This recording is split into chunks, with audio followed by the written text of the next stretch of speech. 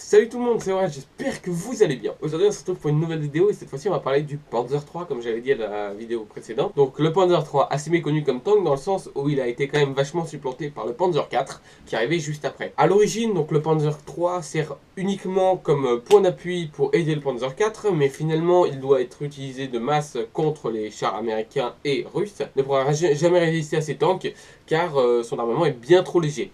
Il utilise par exemple un canon de 50 mm court, ça c'est la particularité des Panzer 3 et 4, c'est qu'ils ont des canons courts en fait. Ils sont particulièrement courts et quand tu les vois par exemple par rapport à un canon de Panther, il est très différent. D'abord, il faut que vous sachiez que le Panzer 3 a donc un canon de 50 mm. Un canon de 50 mm c'est assez peu, mais c'est quand même quelque chose. Sachez que, rappelez-vous bien, le Panzer 2 à un canon de 20 mm.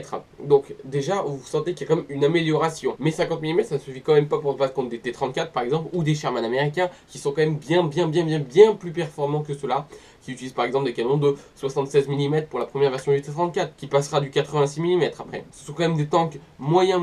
Rapidement, en fait, ils vont se faire supplanter par les Panzer IV parce que leur efficacité sera quand même limitée. Évidemment, ce reste quand même des tanks qui seront utilisés longtemps. Par exemple, on en retrouvera jusqu'à la bataille de Kursk en 1942, donc à la plaine de Kursk en Ukraine. La bataille assez célèbre dans le sens où c'est une bataille qui s'est passée uniquement avec des tanks, la plus grande bataille de tanks de l'histoire. Le Panzer III est quand même utilisé par beaucoup de pays, donc le Reich allemand, la Hongrie, la Slovaquie, l'Empire turc,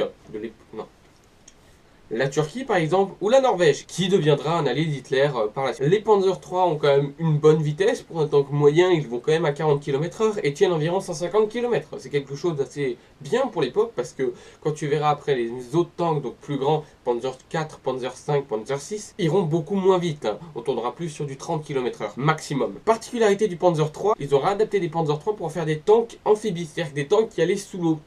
C'était pas très discret, ça n'allait qu'à 5 km/h. Et en fait, ça avait l'avantage de pouvoir traverser, si vous voulez, les cours d'eau. Parce qu'en fait, il y avait une cheminée qui remontait à la surface, avec toute la fumée qui sortait. Et les tanks étaient protégés par des gaines. Donc ça protégeait plutôt pas mal, et ça permettait aux tanks de traverser les rivières.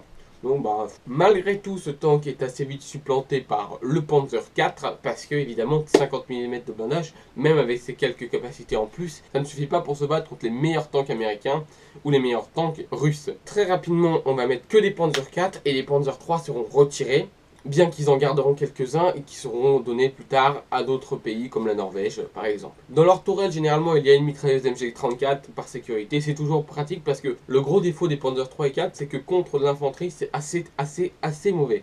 Et que sans mitrailleuse dorsale, c'est beaucoup plus dur de se débarrasser de l'infanterie, particulièrement de l'infanterie anti-char qui pourrait leur causer pas mal de dommages. Donc comme je disais pour le Marder 2 qui sera une évolution du Panzer 2, il y a évidemment le Marder 3. Qui va être un très gros tank. Par rapport au Panzer 3, il paraît beaucoup plus gros. Il est armé d'un gros canon de 75 mm et il permet de frapper en masse les tanks, les T-34 par exemple. Évidemment, il a été utilisé en Flammenpanzer, comme le Panzer 2, donc char lance-flamme, mais également en Berger Panzer, c'est-à-dire un tank qui permettait de récupérer les épaves. C'est une particularité, mais sinon une grande particularité également du Panzer III, c'est que grâce à lui, les Russes ont créé une série de tanks, les Su-76, qui seront utilisés en masse contre les Allemands. Donc Su-76 sont des canons russes, ce sont des chars russes. Donc avec un canon, les Su-76 sont conçus avec un canon ZIG 76 mm. Comme son nom l'indique. Bon ben voilà, c'est la fin de la vidéo, j'espère qu'elle vous a plu. Si ça vous a plu, laissez-moi un petit pouce bleu, ça me fera extrêmement plaisir. On se retrouve pour la prochaine vidéo qui portera sur le Panzer IV. Salut tout le monde, à la prochaine.